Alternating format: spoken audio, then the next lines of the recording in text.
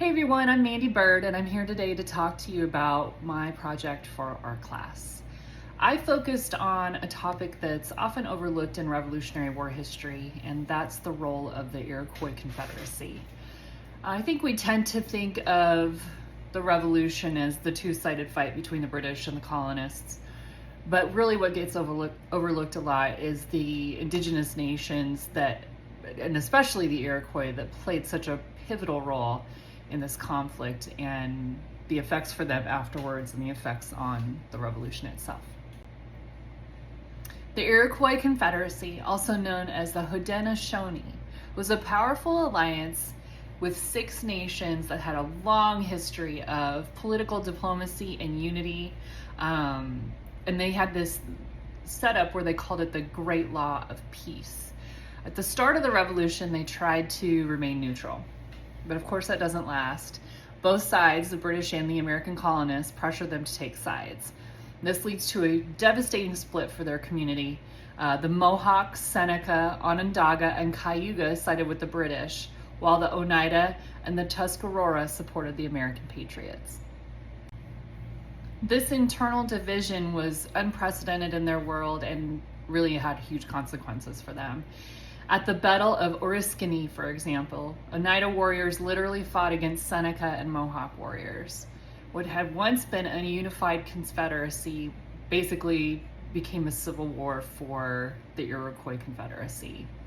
It's embedded within this revolution that's already going on, so we really have 2 wars going on at the same time.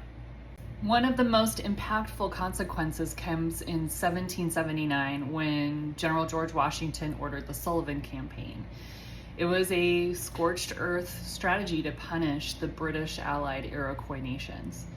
American forces destroyed over 40 villages along with crops and winter supplies of food.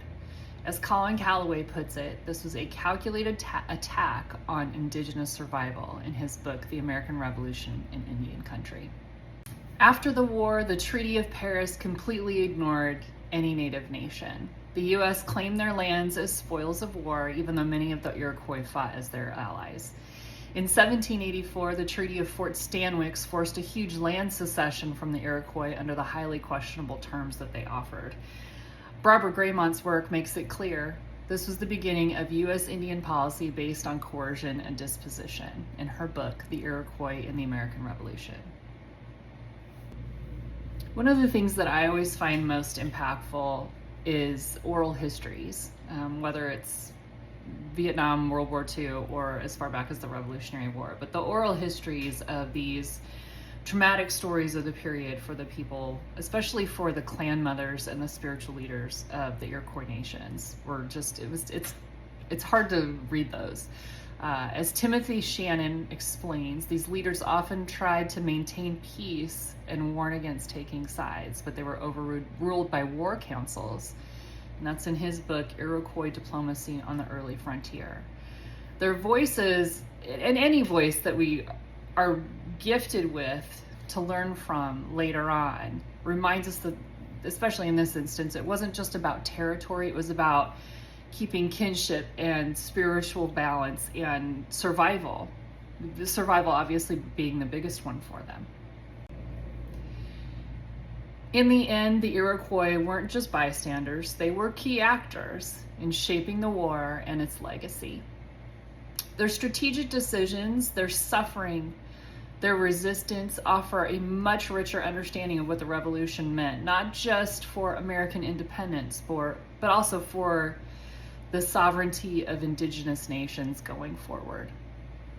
I chose this subject because so much of what I already know about the revolution is just the standard fare, right? It's the, Boston Massacre and all of those things. But I really wanted to learn something that I could pass on to my students. I'm a high school AP history teacher. And I really, it's hard to learn these things because I had a kid ask me once, why do you want to talk about this stuff? I think we were talking about the Holocaust. And I said, it's important for us to pass these stories on. And I really feel like this is a story that is impactful. I think the legacy of our native indigenous people is very interesting and rich and sad and happy and just all of those things. And so I really appreciated learning more about this subject, and I hope that you enjoyed this video. Thanks.